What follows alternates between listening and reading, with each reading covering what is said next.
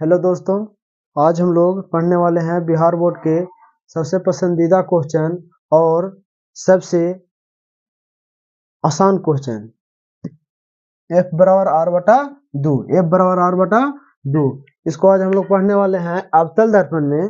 अवतल दर्पण में सिद्ध करें कि f बराबर r बटा 2 या r बराबर 2f। अब यहाँ पर कंफ्यूज कर देता है आदमी को या छात्रों को। देखिए, सब घड़ी पूछता है f बराबर r बटा 2, लेकिन कभी कभी पूछ देता है कि r बराबर 2f, r बराबर 2f, तब लेकिन घबरा जाता है। ऑब्वियस सी बात है कि जिसका दिमाग कमजोर होता है या अच्छा के भी दिमाग जिसे हो जाता है कि होप हो जाता है कि हम लोग पढ़े हैं f बराबर r बटा 2 लेकिन r बराबर 2f को दे दिया। ये ऑब्जेक्टिव में भी देता है कंफ्यूज करने के लिए और ये आपको प्रूफ करने के लिए भी दे देगा। जैसे होता है कि समांतर क्रम को सर्व क्रम कभी कभी बोल देता है, ठीक उसी प्रकार यहाँ पर कंफ्यूज कर देता है कि f बराबर r बटा 2 सिद्ध करना है, उसको बोल देता है कि r बराबर 2f। जैसे 2015 में पूछा था ये क्वेश्चन कि सिद्ध करे कि r बराबर 2f, अवतल दर्पण में सिद्ध करे कि r बराबर 2f। तो उसको कोई हबड़ाना नहीं है। आपको अगर मैथ अच्छा होगा तो आप निकाल लीजिएगा कि है कुछ ही। जैसे f है r बटा 2 दिले है, तो जानते हैं कि कुछ नहीं है तो नीचे एक छुपल रहता है, तो इसके नीचे एक छुपा हुआ है। तिरछा तिरछी गुना करेंगे तो 2 ऊपर जाएगा, गुना हो जाएगा तो 2f हो जाएगा, और 1 में r से गुना होगा तो r रह जाएगा। तो इसको हम बाएं साइड r के ले लाते हैं और इसको 2f को दाहिना साइड भेज देते हैं, तो r बराबर 2f। चूंकि है यही चीज, लेकिन लेकिन होपलेस हो जाता है कि ये कुछ पूछ दिया। लेकिन आपको घबराना नहीं है, f बराबर r बटा 2 पूछे या r बराबर 2f पूछे, दोनों एक ही चीज है, ठीक है। तो आज हम लोग पढ़ने वाले हैं अवतल दर्पण। आगे हम लोग पढ़ेंगे उत्तल दर्पण में। क्या चीज पढ़ेंगे? अगला क्लास में हम पढ़ाएंगे उत्तल दर्पण में सिद्ध करें कि f बराबर r बटा 2। और दोनों में से एक क्वेश्चन पूछता है, जैसे एक सलबीज करके या एक आध दो सलबीज करके पूछ देता है। अब आपको दीर्घ में पूछे और नहीं तो लघु में पूछे, हर एक साल टैली क्वेश्चन कर जाता है। ऑब्जेक्टिव तो कहना ही नहीं, ऑब्जेक्टिव तो 100% पूछेगा कि ये जो फोकस है वक्रता त्रिज्या के आधी होता है। फोकस जो होता है इसको हिंदी हम लिख सकते हैं, f बराबर होता है फोकस। क्या चीज होता है? फोकस। और r बराबर होता है वक्रता त्रिज्या, वक्रता त्रिज्या, और नीचे 2। तो सिद्ध करें कि फोकस जो है वक्रता त्रिज्या के आधी होती है। ये चीज ऑब्जेक्टिव में पूछित रहता है, तो सबसे आपको टेंशन न लेना है। आज हम लोग पढ़ने वाले हैं 6 नंबर के मकसद से। कितना नंबर के मकसद से? 6 नंबर। आपको पूछ देता है सेम टू सेम चीज 2 नंबर में लघु तरीके में, जैसे कि 2019 के सेकंड शिफ्ट में या फर्स्ट शिफ्ट में पूछा था। अब जाके क्वेश्चन में हम शायद गलत होंगे, ऐसे आप मिला लीजिएगा कि सिद्ध करें कि f बराबर r बटा 2। 2 नंबर के हिसाब से ज्यादा क्वेश्चन है बड़ा, लेकिन अब पूछ दिया है, आपको आता है तो बनाना पड़ेगा। तो इसलिए सीख लीजिए कि 2 नंबर में पूछे चाहे तो 6 नंबर में पूछे, हमें बना देना है, ठीक। तो अब हम देखते हैं कि पूछा बोल रहा का चाहिए। हम लोग के सबसे पहले एक स्टेटमेंट लिखना पड़ेगा और वो स्टेटमेंट के हिसाब से काम करना पड़ेगा, ठीक है। तो स्टेटमेंट ये है, याद कर लीजिएगा इसको, या नहीं तो आप इसके हिसाब से चित्र बनाइएगा, या चित्र याद रहेगा तो ये वाला बन जाएगा। एकदम आंख मुंह से ज्यादा विशेष सोचना नहीं है, विशेषली ज्यादा आपको दिमाग नहीं लगाना है। यदि आपको ये याद है तो चित्र बनेगा, यदि चित्र याद है तो ये याद करना जरूरी नहीं है, ये बन जाएगा। जैसे देखिए, हमको फिलहाल ये वाला हम लिख लिए हैं क्योंकि लिखने में टाइम लगता है। वैसा कोई जरूरी नहीं है, लिख सकते थे अभी भी, पर लिखने में टाइम लगेगा, आपको वीडियो लॉन्ग हो जाएगा। इसलिए शॉर्ट वीडियो के तहत माना कि MN एक अवतल दर्पण है, तो सबसे पहले एक अवतल दर्पण को पढ़ेंगे, ठीक है। तो देखिए ध्यान से, एक अवतल दर्पण को खींच लिए और उसको पीछे से राजतीत कर लिए, यानी कि पेंट कर लिए। कोई भी दर्पण जो जिसमें चेहरा या कोई चीज भी दिखाई देता है उसको पीछे क्या चीज हुआ रहता है? पेंट किया हुआ रहता है। जिसे आप लोग घर के आईना देखते होंगे, दर्पण देखते होंगे, वो समतल दर्पण होगा, उसको आप देखिएगा पीछे से पेंट किया हुआ रहेगा। फिर देखिए, आपको हम यहाँ पर लाते हैं कि दर्पण को हम कौन दर्पण पढ़ लिए? M और N। अब देखिए, इसके मध्य हम लोग एक प्रधान अक्ष को गुजारेंगे। कैसे गुजारेंगे? प्रधान अक्ष को गुजारेंगे, ठीक है। तो प्रधान अक्ष को देखिएगा, प्रधान अक्ष और दर्पण के मिलान बिंदु को हम लोग पी बोलते हैं। क्या चीज बोलते हैं? पी। इसको बोला जाता है ध्रुव। क्या चीज बोला जाता है? ध्रुव। आप लोग पहला चैप्टर में पढ़े होंगे तो वहां पर मिलेगा, क्या चीज मिलेगा? ध्रुव। ठीक है, इसी को बोलते हैं हम लोग प्रधान अक्ष। यहाँ पर हम सूचित कर लेंगे क्या चीज? फोकस। ठीक है, क्या चीज सूचित कर लेंगे? फोकस। और उसके फोकस के दुगना पर होता है, क्या चीज होता है? वक्रता केंद्र। यही तो हमको प्रूफ करना है कि जो फोकस दूरी है वो वक्रता त्रिज्या के आधा होता है, या इसको हम दूसरा तरीका से बोल सकते हैं कि वक्रता त्रिज्या वो फोकस दूरी के कची होता है? दुगना होता है, या फोकस दूरी वक्रता त्रिज्या के आधा होता है। इस चीज को हमको प्रूफ करना है। ठीक है, तो ठीक है, देखते हैं हम ध्यान से क्या क्या आगे बोला है। स्टेटमेंट के हिसाब से चलेंगे। पहले एक एमएन दर्पण खींच लिए जिसका ध्रुव पी है, जिसका वक्रता केंद्र सी है, फोकस हो गया। ठीक है, ए बी एक आपतित किरण है। क्या चीज है? तो हम लोग एक आपतित किरण की जरूरी पड़ेगा, तो ए बी एक आपतित किरण को हम लोग ले चलते हैं। ठीक है,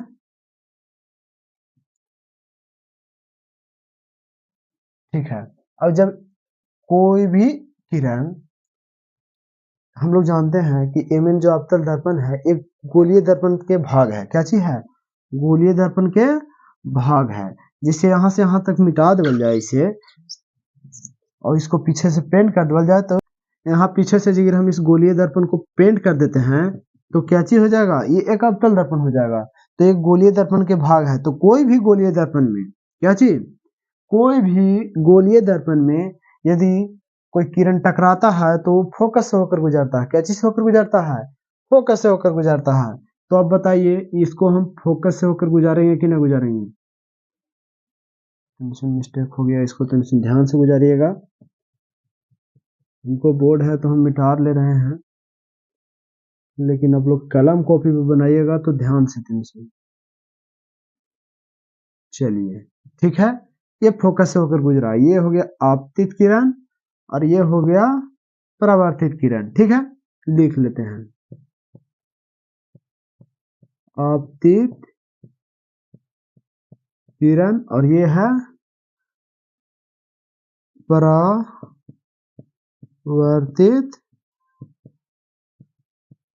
किरण। चलिए, इतना तक हो गया। अब हम लोग जानते हैं कि आपतित किरण और परावर्तित किरण के बीच में एक अभिलंब होता है। कैसे होता है? एक अभिलंब होता है। तो अभिलंब जो है वो सी से, यानी कि वक्रता केंद्र से होकर गुजरेगा। कहां से होकर गुजरेगा? वक्रता केंद्र से होकर गुजरेगा। ठीक है, अब ध्यान से देखते हैं। हम लोग प्रकाश के परावर्तन जब पढ़ते होंगे चैप्टर, तो वहां पर हम लोग को पढ़ाया गया होगा, आप लोग को पढ़ाया गया होगा कि आपतित किरण और अभिलंब के बीच के कोण को आपतन कोण कहते हैं, और परावर्तित किरण और अभिलंब के बीच के कोण को परावर्तन कोण कहते हैं। तो आपतन कोण को आई से सूचित किया जाता है और परावर्तन कोण को आर से सूचित किया जाता है। तो हम लोग यहाँ पर बनाने के सहूलियत से और शॉर्ट टर्म में बनेगा उसको सहूलियत से हम लोग इस एंगल का नाम एंगल 1 धर लेते हैं, इसको हम लोग एंगल 2 धर लेते हैं, और इसको नाम रख देते हैं एंगल 3। Angle 1, angle 2, angle 3। तो हम लोग जानते हैं कि ये आपतन कोण हो गया, क्योंकि आपतित किरण और अभिलंब के बीच के कोण को क्या चीज कहेंगे? आपतन कोण। और परावर्तित किरण और अभिलंब के बीच के कोण को क्या कहेंगे? परावर्तन कोण। ठीक है, अब आगे हम देखते हैं कि आपतन कोण परावर्तन कोण के बराबर होता है। ये हमको एक थ्योरम पढ़ाया गया होगा, प्रकाश के परावर्तन के नियम। वहां पर बतावल गया होगा कि प्रकाश के परावर्तन के कितने नियम होता है? 2 नियम। पहला है कि आपतित किरण, परावर्तित किरण तथा विलंब तीनों एक ही तल में होता है। दूसरा बतावल गया होगा कि आपतन कोण परावर्तन कोण के बराबर होता है, यानी आपतन कोण परावर्तन कोण के बराबर होता है। तो हमको जरूरी है दूसरा वाला। ठीक है, तो प्रमाण में हम आते हैं। क्या चीज में? प्रमाण में। हाँ, एक चीज और बता देते हैं आप लोग के, आप लोग जब भी 6 मार्क्स के पूछता है क्वेश्चन, तो वहां पे आप लोग ध्यान रखिएगा कि जब ये स्टेटमेंट लिख लीजिएगा, यानी कि जो ये स्टेटमेंट लिखा हुआ है इसको आप ध्यान से उतार लीजिएगा कॉपी पर। ठीक है, इस स्टेटमेंट को और इस चित्र को छाप देते हैं। यदि यहाँ तक आप लोग ऐसे कर देते हैं तो सीधा सीधी कुछ और नहीं आगे बुझा रहा है। क्वेश्चन देखें, हमको जहां तक किया उतना तक आप छाप देते हैं तो यहाँ तक आप लोग के फिक्स है कि 2 नंबर मिलेगा, क्योंकि बिहार बोर्ड के रूल आया है कि जो व्यक्ति यानी कि जो भी छात्र थोड़ा बहुत जितना लिखा है उतना उसको नंबर मिलना चाहिए। तो आप लोग के यहाँ तक 2 नंबर फिक्स हो जाएगा। कितना नंबर? 2 नंबर। अब चलते हैं प्रमाण में 3 नंबर मिलता है। कितना नंबर? 3 नंबर। तो प्रमाण ध्यान से देखिएगा। प्रमाण में सबसे पहले हमको निकल के आया कि प्रकाश के परावर्तन के नियम से एंगल 1 बराबर एंगल 2 हो जाएगा। तो प्रमाण में एंगल 1 बराबर एंगल 2 होगा। एंगल 1 बराबर एंगल 2 होगा। ये समीकरण फर्स्ट मान लिए कि परावर्तन के नियम से हो जाएगा। किस नियम से हो जाएगा? परावर्तन के नियम से। ठीक है। अब देखिए, ध्यान से देखिएगा। हम लोग जानते हैं कि 2 समांतर रेखाएं हैं। आप लोग के अभी स्टेटमेंट में लिखा गया है कि प्रधान अक्ष के समांतर यानी कि ए बी, नाम इसको धर देते हैं ए और बी, और चलिए ठीक है, ए बी एक आपतित किरण हो गया, नाम धर दिए। अब देखिए ए बी जो है समांतर है प्रधान अक्ष के। ए बी जो है, ए बी किरण जो है आपतित किरण समांतर है किसको? प्रधान अक्ष के। अब ध्यान से देखिएगा, ये समांतर हम पार लिए।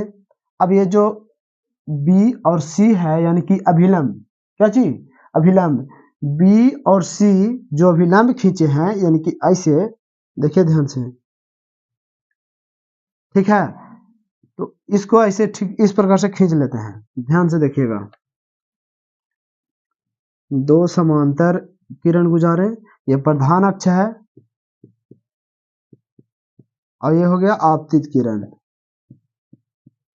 ठीक है, इसको हम इसे इस प्रकार से काटे तो हम लोग को एक बतावल गया था, फिर कुछ पढ़ते होंगे, यानी कि ज्योमेट्री के चैप्टर है।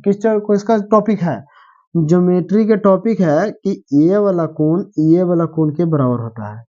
ये वाला कोण के बराबर होता है। किस नियम से? अंतः एकांतर कोण से। अंतः एकांतर कोण से। अब ध्यान से देखिएगा, ये वाला के बराबर होगा। ठीक इसी प्रकार यहाँ भी है, दोनों समांतर है, तिरछा काट दिया तो एंगल 1 जो है एंगल 3 के बराबर हो जाएगा। कौन से? कौन नियम से? अंतः एकांतर कोण से। एंगल 1 बराबर एंगल 3, एंगल 1 बराबर एंगल 3। अब यही मान लीजिए कि हम लोग नामकरण 3 2 1 नहीं करते तो आपको हम बता रहे हैं कि कंफ्यूज कैसे होता है आदमी। आपको सबसे आसान तरीका क्यों बताया गया? ऐसे होता कि एंगल ए बी सी बराबर एंगल एफ सी बी या angle B C F, confuse हो जाता माथा। हाँ तो दोस्तों, थोड़ा लाइट डिस्कनेक्ट हो गया था इसलिए आपको वीडियो कट कर दिए। आपको देखिएगा, ध्यान से देखिएगा। ये वाला अभी हम बता रहे थे कि ये वाला कोण के बराबर हो जाएगा। कौन कौन से? अंतः एकांतर कोण से। कौन कौन से? अंतः एकांतर कोण से। यानी कि ये वाला एंगल 1 बराबर एंगल 3 बराबर हो जाएगा। ठीक है। एंगल 1 बराबर एंगल 3, एंगल 1 बराबर एंगल 3। तो ठीक है, यहां देखते हैं, लिखते हैं एंगल 1 बराबर एंगल 3। इसको हम समीकरण 2 मान लेते हैं। क्या मान लेते हैं? 2 मान लेते हैं। ठीक है, तो इसको हम क्या चीज से किए? अंतः एकांतर कोण से। ठीक है। अब देखिए ध्यान से, समीकरण फर्स्ट सेकंड हो गया। एंगल 1 बराबर 2, एंगल 1 बराबर 3। तो एंगल 1 बराबर 2 भी है, एंगल 1 बराबर मतलब 1 बराबर 2 और 1 बराबर 3, यानी कि 2 बराबर 3 हो जाएगा। या समीकरण फर्स्ट सेकंड से लेके चलेंगे, समीकरण फर्स्ट तथा सेकंड से। कैसे से? समीकरण फर्स्ट तथा सेकंड से। तो देखिएगा, समीकरण फर्स्ट तथा सेकंड से करेंगे ना तो हमको एंगल 2 बराबर एंगल 3 प्राप्त होगा। एंगल 2 बराबर 3, जैसे होता है कि राम बराबर श्याम और राम बराबर ही मोहन, तो श्याम बराबर मोहन हो जाएगा। जैसे राम के पास भी 2 रुपया, श्याम के पास भी 2 रुपया, मोहन के पास भी 2 रुपया, तो ये दोनों आपस में बराबर हो जाएगा। 2 2 रुपया सब आपस में बराबर ही है। तो जिसे एग्जाम्पल के तौर पर बैठाएंगे। ठीक है, तो एंगल 2 बराबर एंगल 3 हो गया। ठीक है, इसको हम समीकरण 3 मान लेंगे। कितना मान लेंगे? 3। अब देखते हैं आगे, एंगल 2 बराबर एंगल 3 हो गया। अब यहां तक तो हमको क्लियर होंगे, एंगल 2 बराबर एंगल 3। अब हम लोग उसी ज्योमेट्री में एक थ्योरम है, क्या चीज है? एक थ्योरम है कि किसी त्रिभुज में, जैसे एक त्रिभुज हम इसको बाहर निकाल लेते हैं, क्या चीज ले लेते हैं? एक बाहर हम इस त्रिभुज को लेके चलते हैं, BCF त्रिभुज BCF में, जिसे यहां लेके चलते हैं त्रिभुज BCF में, त्रिभुज BCF में ध्यान से देखिएगा, त्रिभुज BCF को हम बाहर निकाल लेते हैं। इस प्रकार से है, इस प्रकार से है, इस प्रकार से है। ठीक है,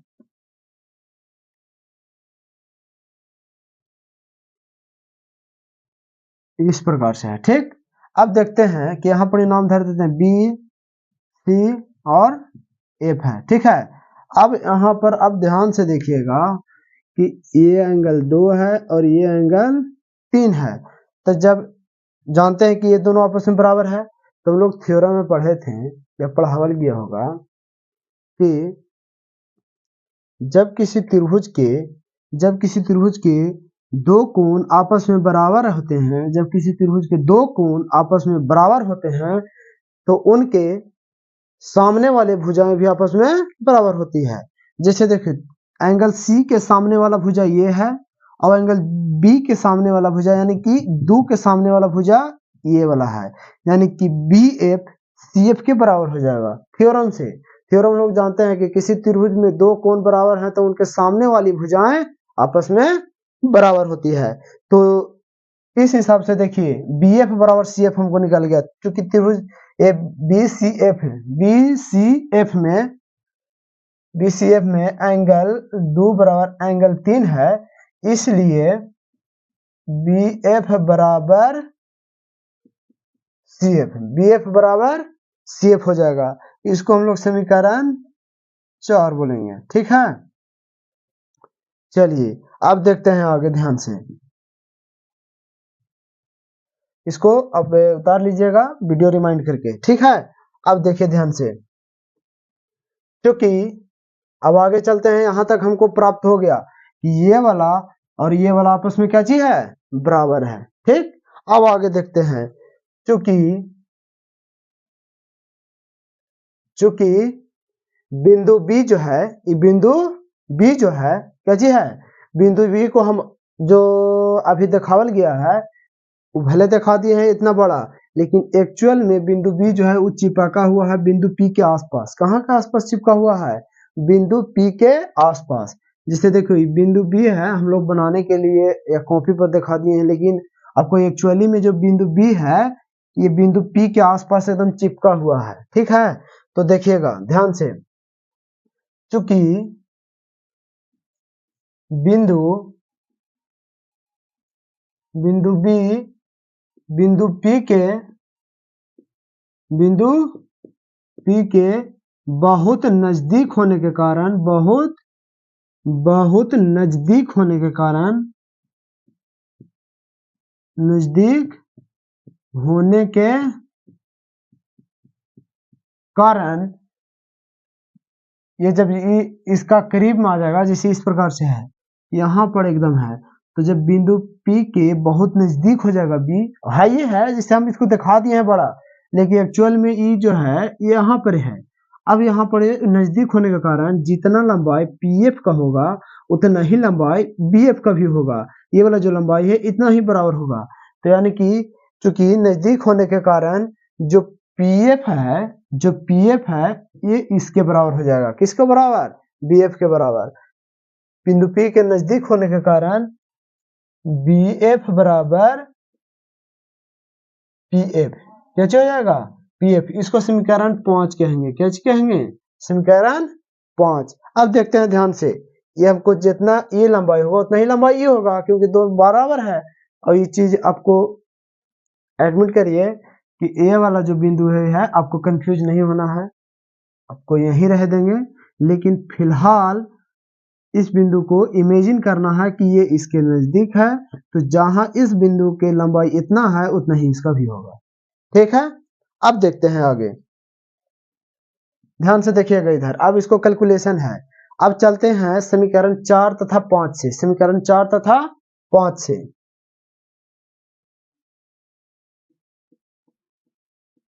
समीकरण 4 तथा 5 से तो समीकरण देखिए, यह बी एफ बराबर सी एफ है, बी एफ बराबर पी एफ है, तो सी एफ बराबर पी एफ हो जाएगा कि ना हो जाएगा? सी एफ बराबर पी एफ, सी एफ बराबर पी एफ। अब इसको ध्यान से देखिए, सी एफ इसको कहेंगे और पी और एफ इसको कहेंगे, यानी कि दोनों आपस में बराबर हो गया, ये और ये बराबर हो गया। हमको यही तो बराबर करना था। जो भी हम लोग जितना इतना कैलकुलेशन और ताम झाम कर रहे थे वो काहला कर रहे थे कि ये दोनों आपस में कैसे हो जाए, बराबर हो जाए, यानी कि पी एफ बराबर सी एफ। ठीक है, और ये हमको बराबर हो गया है। अब ध्यान से देखिएगा, अब चलते हैं लास्ट पड़ाव पर। ठीक है, अब लास्ट पड़ाव पर देखते हैं, तो अब हो जाएगा पीसी। पीसी बराबर हम लिखेंगे कोची, पीसी बराबर हम लोग इतना बड़ा लाइन को दो टुकड़ा में बटल है। पीसी बराबर हम लिखेंगे P F plus C F, P F plus C F. अब देखिए ध्यान से, पीसी बराबर क्या चीज बराबर, पीसी बराबर पीएफ तो तुम आपको है ये है। अब देखिए पीएफ और सीएफ दोनों बराबर है, तो ये पीएफ लिखा हुआ है, तो हम जहां पी सीएफ है वहां पर पीएफ लिख सकते हैं कि ना लिख सकते हैं? जैसे दोनों आपस में बराबर है तो सीएफ की जगह पर हम क्या चीज लिखेंगे, पीएफ, क्योंकि दोनों आपस में बराबर है। जैसे सीएफ पीएफ बराबर है तो जहां सीएफ है वहां पर हम पीएफ लिख सकते हैं, क्योंकि अब हमको प्रूफ कर लिए हैं। अब देखिएगा ध्यान से, दोनों बराबर हो गया, तो पीसी बराबर 2pf। अब देखिए आप गौर से, पीसी बराबर 2pf हो गया, 2pf। अब पीसी को हम लोग क्या चीज बोलते हैं, ध्रुव से वक्रता केंद्र तक की दूरी को वक्रता त्रिज्या बोला जाता है, और इसको आर से सूचित किया जाता है। क्या चीज से सूचित किया जाता है, आर से सूचित किया जाता है। यानी कि पीसी बराबर क्या चीज हो जाएगा, ध्यान से देखिएगा, पीसी बराबर हो जाएगा आर। अब देखिए ये 2 के 2 लिख देंगे, और पी एफ है, ये जो पी एफ है, पी और एफ, यहां से यहां तक की दूरी को क्या चीज बोलते हैं, यहां से लेकर यहां तक की दूरी को एफ बोला जाता है। क्या चीज बोला जाता है, एफ। यहाँ पी तक की दूरी को एफ बोला जाता है, तो यहाँ कुछ हो जाएगा एफ। ठीक है, क्या हो जाएगा, एफ। चलिए अब देखिए यहाँ पर हमको एक चीज तो प्रूफ हो गया, आर बराबर 2pf, आर बराबर 2f, आर बराबर 2f, ये वाला आर बराबर 2f हमको एक चीज प्रूफ हो गया। इसको हम और कैलकुलेशन करके इस प्रकार से लिख सकते हैं, आर और नीचे लेके आ जाएंगे 2 और बराबर एफ, यानी कि एफ को बाएं साइड लेके चलें, एफ बराबर आर बटा 2। ये हमको प्रूव्ड हो गया, यही प्रूव करना था, एफ बराबर आर बटा 2। चलिए अब देखिए ध्यान से, एक बार हम रिमाइंड आपको करवा दे रहे हैं। सबसे पहले स्टेटमेंट को देखिए, स्टेटमेंट के हिसाब से चित्र बनाइए, और चित्र में मेनली हमको समझना क्या चीज है। पहला स्टेप करना है, आपतन कोण परावर्तन कोण के बराबर है, और ये वाला कोण के कोण से एकांतर कोण से बराबर है। ये दोनों से हमको प्रूफ हो गया कि एंगल 2 बराबर 3 है। और जब ये दोनों प्रूफ हो गया तो हमको समझ में आ गया कि जब किसी त्रिभुज में दो कोण बराबर होता है तो दोनों की भुजाएं आपस में बराबर होती है। तो इसके सामने वाला भुजा ये है और ये वाला के सामने वाला भुजा ये है, तो दोनों आपस में बराबर हो गया। अब हम लोग इस बिंदु P जो है, बी है जो P के नजदीक है, क्या चीज के नजदीक है, P के नजदीक है, तो इससे हमको पता चल गया कि PF जो है और BF के बराबर है। ठीक है, एकदम मोटा मोटी बता रहे हैं आपको, ये जो बराबर है। अब इस चीज से हमको पता चल गया कि जब ये इसको बराबर है तो हम लोग प्रूफ किए थे कि BF बराबर CF, BF बराबर CF, BF बराबर CF। अब 4-5 को समीकरण को हम लेकर चलेंगे तो CF बराबर PF हो गया, यानी कि ये दोनों आपस में कुछ ही है। अरे जिससे देखिए ये वाला ये बराबर है, ये बराबर है, तो यह बराबर हो जाएगा, आपस में बराबर हो गया। यहाँ पर हम लेके चलेंगे PC बराबर, ये बढ़ा के लिखे पीसी को हम आर से सूचित किए, पीएफ प्लस सीएफ और इसका कैलकुलेशन है, अब प्रूफ हो गया एफ बराबर आर बटा 2। अब इतना हम जब बना देंगे इस ढंग से तो बिहार बोर्ड के मजाल नहीं है, कोई नंबर काट लेगा, 6 में से 6 मार्क्स पूरा देगा। अब बस इस तरीका से बनाइएगा, आपको नंबर काटेगा नहीं। यदि आपको ये वीडियो पसंद आया है तो आप हमको, चैनल के नाम है प्रगति कोचिंग सेंटर, उसको आप सब्सक्राइब कर लीजिए और नोट कर लीजिएगा। यदि आपको इसको पीडीएफ चाहिए या क्लास 10th के बिहार बोर्ड जो 25 में देने वाले हैं उन लोग के लिए पीडीएफ चाहिए तो आप हमारे स्क्रीन पर दिए गए नंबर जो है स्क्रीन पर दिया हुआ है उसको पर आप संपर्क करिएगा। हम आपको पीडीएफ व्हाट्सएप पर संपर्क करिएगा, आपको हम पीडीएफ प्रोवाइड करवा देंगे जो कि अभी फ्री है बिल्कुल। और आप लोगों को बता दें कि हम अपना संस्थान में जो कि हमारा ऑफलाइन कोचिंग चलता है, ऑफलाइन कोचिंग 5 वर्षों से चला रहे हैं। कितने वर्ष से?